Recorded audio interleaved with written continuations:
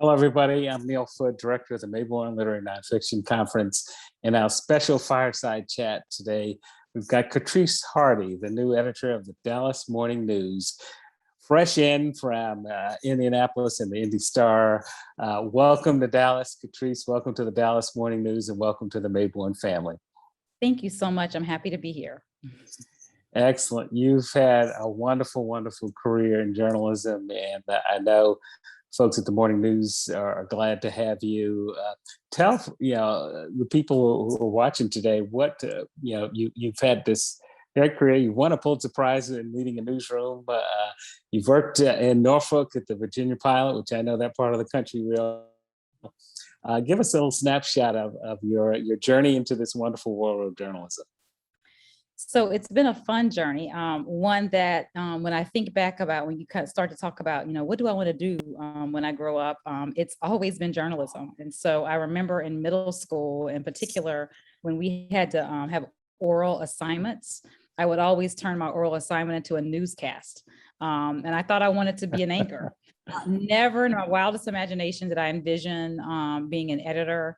That even our industry would work and operate and be able to do all the wonderful things we're able to do now for our communities. I just wanted to tell good stories, and particularly for hometowns like mine that didn't have a lot of resources within their local news organizations. So that was my journey. I was very fortunate in that. In college, I was actually taught by the Metro editor of the Baton Rouge Advocate, and he actually tapped me for a news aide position. And so 15 hours a week, I would literally take faxes to different editors because faxes were the big thing then, and run proofs downstairs. And so that was my beginning. That was how I was able to see, a thriving local news organization cover its community several days a week. And so I kind of didn't do the student newspaper. And the bug that bug that I had, it got bigger and bigger. And so from there, I went on to do some internships and got lucky and had an internship at the Virginia Pilot when I graduated that ended up being a 20-year career stop for me. And so anyway, from there, had this wonderful opportunity from intern to managing editor to then be tapped by Gannett to be a top editor in this wonderful, beautiful city in South Carolina of Greenville. And so that's my entree into top leadership. I think being a managing editor was those titles are kind of outdated now, but it was nice in that I was able to execute the vision of the editor and really help us with community ties. And so I think that really helped my career. There, I will say that's kind of where the bug of storytelling bit me. I was blessed to work with a number of phenomenal editors. Maria Carrillo, who many know, is one of them. And so she just had this knack for really helping us understand what is the theme of the story? How do you craft a story? What is the purpose of this story? And so many of us were just in awe of her talent and skill set, but there were also really lots of great editors who had that same approach. And so that has actually helped me, I think, in all these top leadership roles I have, is my love for just the writing of telling a story, because no one's going to read what you wrote if you don't write it in a way that they can connect on with.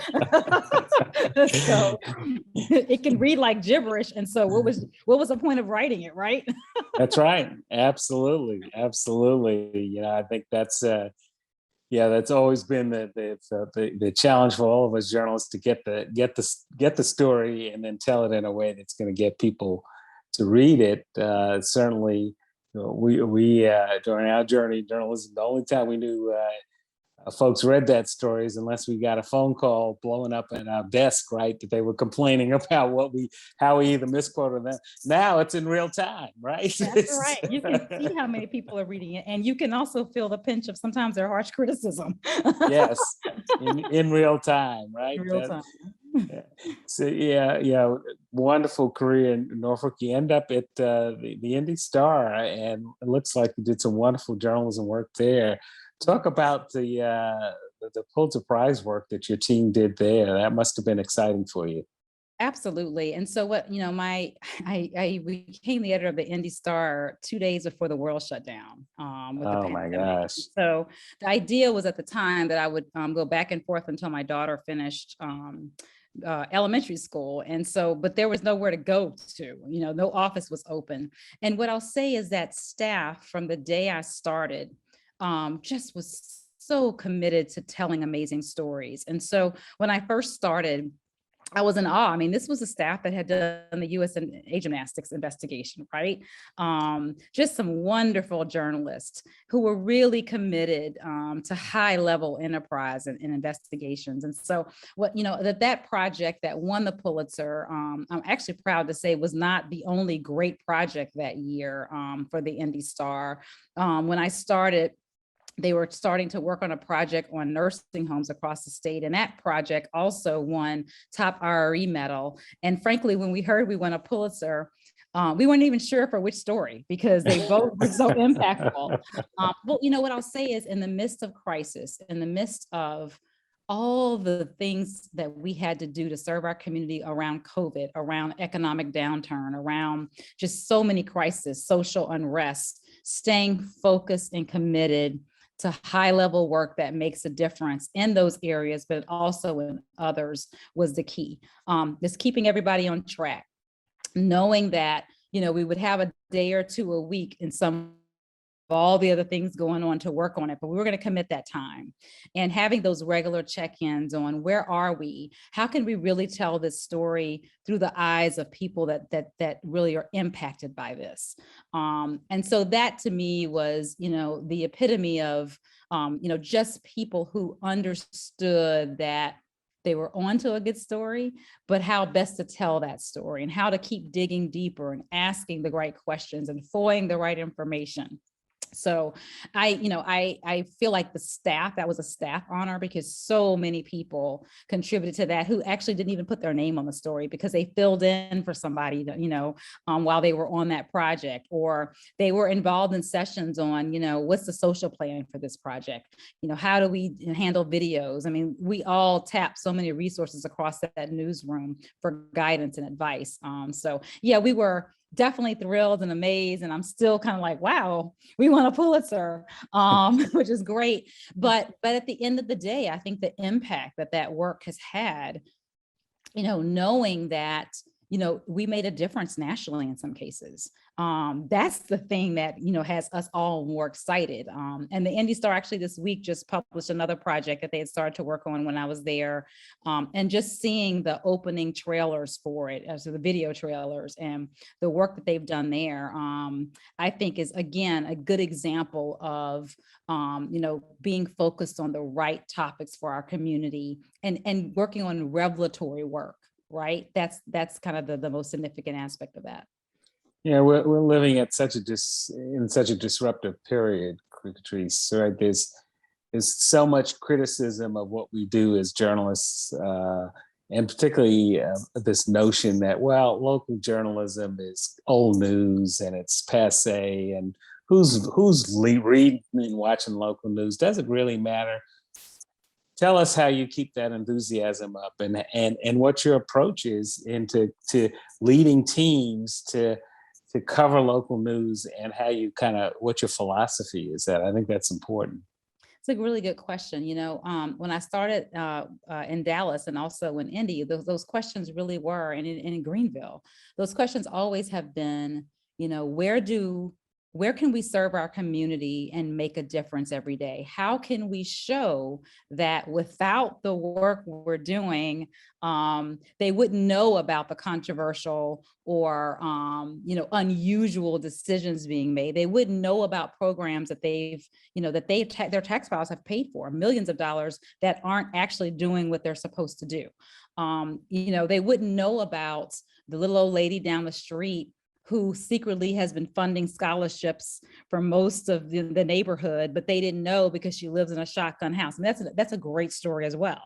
And so, making sure our focus is on those types of stories. I mean, I think that we can't serve all aspects of the industry like we used to. We can't have a movie critic anymore in some cases. We can't, we were trying to be everything. And so understanding what your priorities are. And so I think about it in many ways is, what can we do today that's inspiring, that's urgent, that's aggressive, and that's revelatory? And if you keep that in mind And you also understand what your audience needs are. I mean, most people are having a difficult time navigating the real estate market. Most people have a difficult time navigating the educational decisions they have to make for their children. Most people are trying to figure out, who should I vote for? I mean, all the things that are most important to us, making sure your priorities are around that. And also around, again, what's unique, what's distinctive that you can provide your community that they definitely need to know, but that without us, they wouldn't know about. Absolutely. As you dive into Dallas here, certainly for a iconic newspaper like so many of the others that you've worked for, this is a brand that's stood the test of time. What's some of your thoughts of how you kind of reposition and revive the brand in many cases? I'm sure you're hearing, getting an earful from all sorts of folks in this first month of what the morning news should be, what it used to be, how it should be going. Which is, I can only imagine that we'll have a sidebar on that conversation. But I think there's a huge opportunity for the newspaper to kind of continue to serve an important role. How are you taking in all this information, and what's your process of as you listen to readers and folks of understanding how the Dallas Morning News serves this community? So it's, there are a couple of things. It's first of all, talking to everyone on staff. And so they've been very generous with their time of me, and that I had some questions that I posed to all of them ahead of those conversations. So I can really get to the heart of, why they like doing what they do, where they think our strengths and weaknesses are. One of those questions is, do you think we serve the community well? Why or why not? In what areas? And so that's kind of the basis for me. But it's also, as you mentioned, having these community meetings. I've been having 2 to 3 a week. And listening a lot to, from government officials to for-profit business owners, just really understanding what they value in local news and how they see the DMN. I don't see lack of resources. I always see opportunities. And so when I hear people say to me across the newsroom, outside the doors of the newsroom, people who care, but you used to have, 400 people, or you used to have a 200-page news product. My response to say is, but guess what we have now? And I'm so excited that we have, an ed lab that is completely funded by the community. And now we have this dedicated group of people covering education. That's phenomenal. And we have a data team, and we have so many resources in my mind to make, to have an impact on the community. Again, it's how do we prioritize? And so, you hear a lot of people say, well, I feel overworked. Well, absolutely, because we're trying to do everything. And so again, helping us go back to the focus. And so those are some of the things we're talking about. And we're also talking a lot about, who in this community do we serve and who have we neglected? And so, spending a lot of time on that, taking tours around Dallas. I mean, for me, everything is new. I don't understand what West Dallas and North Dallas and East Dallas is. What I do, I want to see these parts of the community and understand, how they see the DMN and where we can serve them better. So that's been kind of fascinating, and making sure I don't screw up what South Dallas and Southern Dallas, which I've heard is a big faux pas. All these things are important. We talk a lot about at the Mayborn Conference about long form journalism and the craft of storytelling, and we throughout this conference we just dove into stories and ripped them apart and had reporters talk about them. How does long form journalism fit into journalism today in a society that's flipping through their cell phones, looking at news and headlines, and getting alerts from their social media when they're not crashed for hours, right? So where does where does that kind of journalism fit, and what's your kind of approach to making sure that kind of journalism still has a role now in society today? Absolutely. And I think that many of the projects or the great stories that we tell, again, go back to great writing. And so I've approached it as, we have different platforms for our stories, and we have to think about who our audience is and how they might respond or see this story. And so one thing is, recently we were working on a story that we ran a couple of weeks ago that the newsroom had spent some time on. And we sat back and thought, okay, here's the long form narrative here of this story, right? It's great and compelling, but we also know that we're going to probably not get a number of people to read the entire thing. So how can we, through this great piece of journalism that we've really spent time on the craft and the organization of it, and really figuring out how to actually have that piece of storytelling evoke all those emotions that make someone stay with it and stick with it. Again, knowing that some won't, is how can we take that story and also approach it in different ways for our audience? And so we did, for instance, a piece that just focused on solutions from that. And we may have I think we broke out a piece on, 5 takeaways from this. So, and then what we'll do is link back to the long form piece within those other pieces in the hopes that that will get more audience there.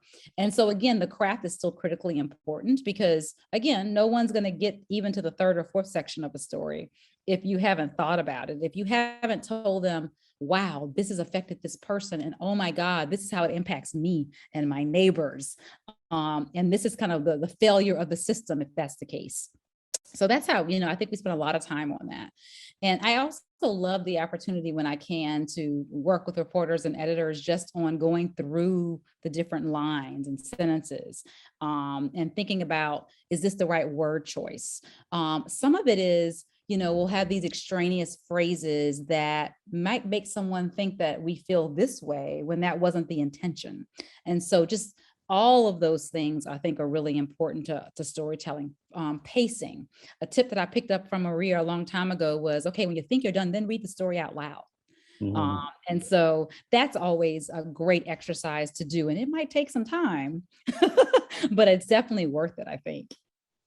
No, those are great tips and strategies, which, I'm sure the newsroom's kind of enjoying kind of getting to that sense of attention to those stories. All right. How do you balance the various audience interests, right? You just alluded that you got folks who just give it to me quick, and others who are like, well, just give it to me in a video. And others was like, no, tell me, go into the depth. What are the documents? Is that kind of an ongoing conversation with your reporters and your team? Absolutely. And it starts from the beginning. Again, thinking about our audience in terms of the multi-platforms we serve, in addition to the types of readers we serve. We serve the scanners, we serve the, those who just really still want to just have that print product that they pull out every day, our e-edition readers. And so, in the very early story creation phase, we talk about, when we understand what the reporting has yielded, we talk a lot about, okay, how do we want to present this information online? How do we want to present this information on social? What are the social promotions we want to do? So that's a different type of video than, say, a documentary. Early on, we have a conversation. Is this story maybe something that we should have a documentary style video on? And so all of that it's kind of exciting because you have more of a toolkit to play with now, right? And I don't find it overwhelming. I found it exciting. I don't think that in every case you have to pull every lever. But that's why it's important to have everybody who is involved, from our audience team to the reporters, the photographers, everybody involved, our graphic artists, to really talk at the beginning about what are the possibilities here. So we have that going, at the beginning of the process, and then we work through that as a storytelling comes. Sometimes I'll tell you, we can finish a project or finish this great piece of journalism story and think, we hadn't talked about this being a takeaway, but it makes sense. Let's try it. And sometimes we just play. We just have a good time. We'll just try it. Let's just see how this plays with our audience. So we'll know for the next time. Well, and I guess as we were chatting before we went live, we've got the metrics to kind of show that what's working, what's resonating with your audience. In kind of winding down our conversation, you probably have to address this question too. Is print dead? Is it alive? What's your vision on how it reinvents itself? Print is still very much alive, by evidence of the number of people who still call me or email me every day saying, I didn't get my paper, help me. So I know, and they'll say, I know you're not the appropriate person, and I get it. No, I think, you see such higher readership in things, even like the e-edition, which, as you know, is just a replica of the print product. And that's one of the highest engagement platforms we have. We don't know in print what people are reading. We just know they want the print product, but on the e-edition, we can see how much time they spend on, say, the opinion section, or how much time they spend. So it is very much alive. It is still a viable part of our industry. Yes, it's not bringing in the revenue it used to. No, we don't, drop to the doorsteps as many as we used to, because frankly, we have a number of new generations who haven't actually ever been exposed to it. But the fact is, it is how we started. It is what we're best at. And it is still relevant to a significant portion of our communities. No matter how much that dwindles every year, they're still a very committed bunch. And so I think for us, it's just understanding, how you package your print product. That's really important. How you flag for readers, even in print, in better ways. Here, even though maybe we made this down page, this is why this matters. Even sharper headline writing, I think, will help those things. Sharper images, having fun with print. I mean, we have a number of people, I always say this to people, we don't have to talk about print that much because it's all many of us have done in this industry. It's how we started, right? But that does give us a license to be more creative with print. And so within your own print guidelines, within your own, press operation, protocols and practices, if you need to blow up the front page one day because of some significant story in your community, go magazine style with it. Let's just have fun, because our readers do respond to that. And the thing about them is they tell us what they think. It might not be that we can't see it on metrics, but they email and call right away to tell you.